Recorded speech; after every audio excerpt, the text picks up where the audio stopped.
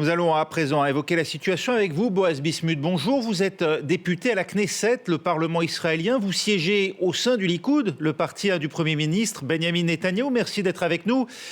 Lorsqu'on entend l'OMS mettre en garde contre une vraie catastrophe humanitaire sous 24 heures pour une population privée d'eau, privée d'électricité, de carburant et dont 1 million de personnes seraient déplacées du fait des bombardements israéliens, c'est une agence de l'ONU qui le dit tout de même. Vous ne vous dites pas, il est temps de négocier au moins un cessez-le-feu dans le sud de Gaza, le temps pour l'aide humanitaire de parvenir à ces populations?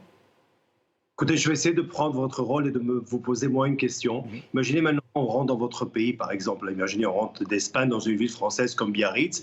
On est 1400 morts. Pour l'instant, le chiffre est peut-être plus grand. On égorge des bébés, on viole des filles, on brûle des familles attachées. Et vous dites comme ça, donc vous ripostez après 2, 3, 4 jours, vous dites bon, cessez le feu, allez, on finit tout ça. Non. Face à un exode d'1 million de personnes, Boaz Bismuth, il ne s'agissait pas là d'excuser en quoi que ce soit le geste du Hamas, mais d'évoquer le sort de ces populations qui ne sont pas tous évidemment membres du Hamas. Vous ne pouvez évidemment estimer que tous ces civils appartiennent à cette organisation islamiste terroriste. Il faut comprendre une chose. La première, c'est qu'Israël aujourd'hui, notre ennemi, c'est le terrorisme et c'est Hamas. C'est le terrorisme et c'est Hamas que par ailleurs, cette fameuse organisation qu'on divisait entre branche armée, branche politique. Branche armée, il n'y a rien de guerrier dans ce que j'ai vu, c'est du terrorisme. Et branche politique de qui? De personnes qui nuisent l'existence d'un peuple, d'une religion, d'une nation qui est la nôtre. Ça, c'est un. Deuxièmement, il faut savoir que samedi, il y a 10 jours, quand ils sont rentrés dans le sud, les fameux terroristes, il y avait 3 vagues. Dans la 3e vague qui est rentrée dans notre pays, il y avait aussi des civils. Et bien que des civils ont participé dans ces atrocités de viols, d'égorgements, un instant. Non, mais pardon, Boaz Bismuth, comment estimez-vous qu'il s'agissait de civils? Nous, quand même. Non, j'explique. Nous, oui, quand vous même, expliquez, mais donc vous avez des éléments factuels qui attestent qu'il s'agissait de civils et non pas de membres du Hamas. Comment le déterminez-vous? Non, mais je crains que vous ne compreniez pas que, par exemple, le drame, l'horrible drame qui s'est passé à Toulouse, par exemple, il y a 10 ans à peu près dans une école avec 3 jeunes qui ont été assassinés, là vous multipliez cette atrocité par 100 et plus. Ce qui s'est passé. Il ne s'agit en rien de nier l'horreur des atrocités commises. Vous ne m'avez pas compris, Boaz Bismuth, c'était absolument pas là le sens de ma question. Votre question, je l'ai très bien compris, mais ou peut-être je vous explique différemment. Là, moi, j'habite dans un pays dans lequel des missiles protègent des civils. Là-bas, à Gaza, ce sont des civils qui protègent des missiles. Mais ça fait déjà de longues années qu'on a essayé d'expliquer et que certains ont refusé de comprendre. Mais là, encore une fois, bien que ces atrocités se sont déroulées, nous combattons pas des civils, nous combattons. Il est inconcevable, il est impensable qu'à la fin de cette guerre, parce qu'on ne parle plus de cycle de violence, il est inconcevable que Hamas maintienne sa possibilité de frappe, pas de roquettes ou de missiles que par ailleurs, pendant que je faisais l'interview avec vous, encore une fois était sous attaque. Il est inconcevable qu'il puisse même tirer d'un pistolet. Sinon, c'est pas seulement la population israélienne qui va pas nous pardonner. C'est l'histoire qui ne va pas nous pardonner. Il faut comprendre que cette lutte aujourd'hui, cette guerre d'Israël aujourd'hui, est aussi la vôtre, vous la France, que nous respectons, qui a connu et qui souffre aussi du terrorisme, pas plus tard qu'il y a 2-3 jours, je pense. Tout à fait, et on l'évoquera dans ce journal. Vous avez raison, Boaz Bismuth, on a bien compris l'objectif d'Israël est d'éradiquer autant que possible aujourd'hui la menace existentielle que représente pour elle le Hamas.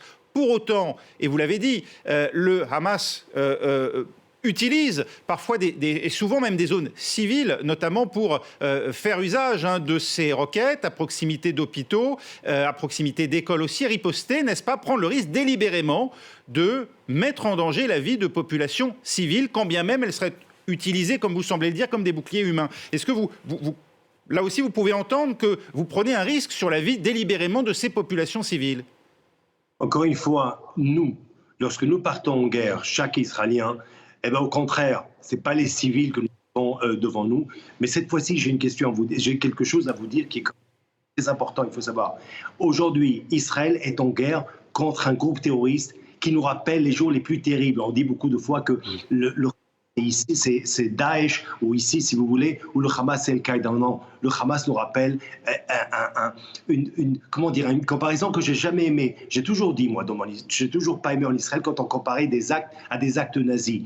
Comment est-ce que vous qualifiez des personnes qui rentrent dans votre territoire, qui rentrent dans un territoire, qui prennent papa, maman, 3 enfants, qui les attachent et qui les brûlent vivants juste parce qu'ils sont juifs? Et c'est pour ça qu'il est inconcevable, encore une fois, je l'ai dit et je le répète, qu'on ne finisse pas une fois pour toutes avec ce groupe terroriste. Et c'est pour ça que même Et même, et je termine, l'idée même ou la pensée même qu'un pays qui est en guerre contre le terrorisme arrête après 10 jours, quand il compte, c'est pas qu'il compte ses morts, encore dans un terrain de guerre, on est encore en train de collecter, de ramasser des corps déchiquetés alors que l'on parle. Malheureusement, vous savez, moi en tant que député... Oui. Au prix d'autres milliers de morts, donc, parce que là, on atteint les 3000 presque. Non, mais il faut savoir une chose. Côté palestinien.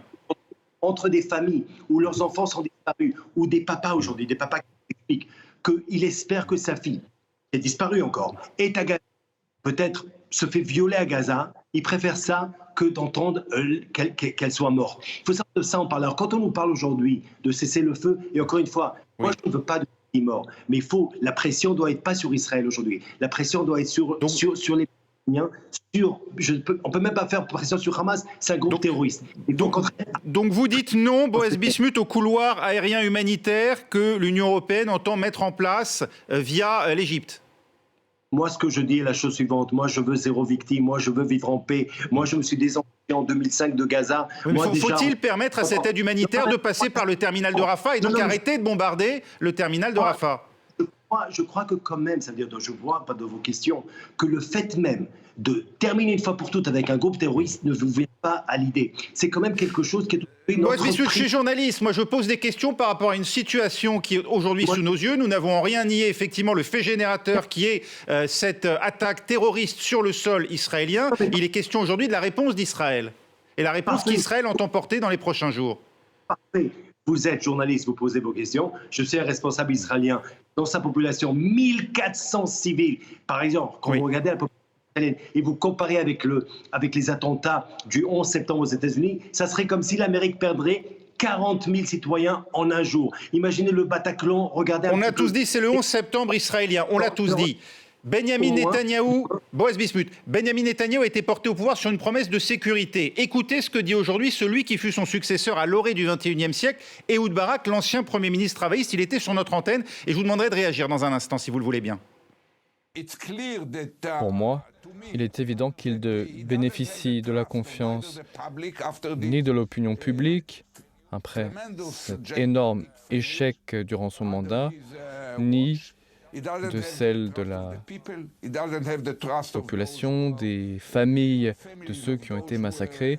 Il n'a pas non plus la confiance des officiers, des soldats sur le terrain. Cela étant, il est le Premier ministre, il est à la tête de ce cabinet de guerre restreint. L'heure n'est pas aux discussions, il y aura des discussions ultérieurement.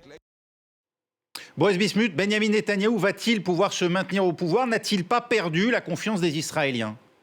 Lui qui avait tout misé sur la sécurité. Je dirais juste une chose. D'abord, je ne réagirai pas à ce que l'ancien Premier ministre, grand opposant de Netanyahou, dit, parce que je prône, je crois, à l'union dans notre pays. On n'a jamais été aussi fort que lorsqu'on est unis, primo. Deuxièmement, aujourd'hui, il est évident, il est clair qu'il y a eu des failles énormes la semaine dernière, des failles énormes. Il est évident qu'à 6 heures après la guerre, ou 2 minutes après la guerre si vous voulez, après la victoire, il est évident que certains vont payer un prix et devront quitter leur poste. Mais à l'heure actuelle, nous avons le meilleur chef de l'armée, le meilleur chef de l'information, le meilleur ministre de la Défense et le meilleur Premier ministre, parce que c'est eux qui vont nous appeler à amener à la victoire. Et par ailleurs, quand je vais visiter ces familles, les familles des victimes, moi j'entends exactement le contraire de ce que M. Barak vient de dire à l'instant. Je vois ce soutien justement parce que cette union va nous conduire à une victoire. Et moi, je vis dans un pays où je fais partie d'un pays dans lequel vous ne pouvez pas vous permettre de ne pas gagner la guerre, parce que si on ne gagne pas la guerre, eh bien on disparaît. Et c'est pour cela qu'on va gagner cette guerre. Maintenant, par ailleurs, encore un détail que les téléspectateurs doivent comprendre.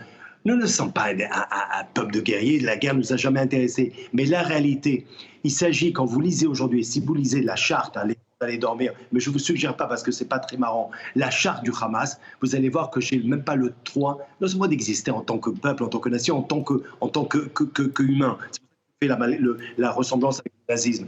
De ça, il s'agit. Et c'est pour ça que notre guerre aujourd'hui est aussi votre guerre, monsieur. Merci Boaz Bismuth, député du Likoud en Israël, d'avoir répondu à nos questions sur France 24. Et puis sachez également que l'ambassadeur de la Palestine auprès de l'UNESCO sera avec nous à 21h.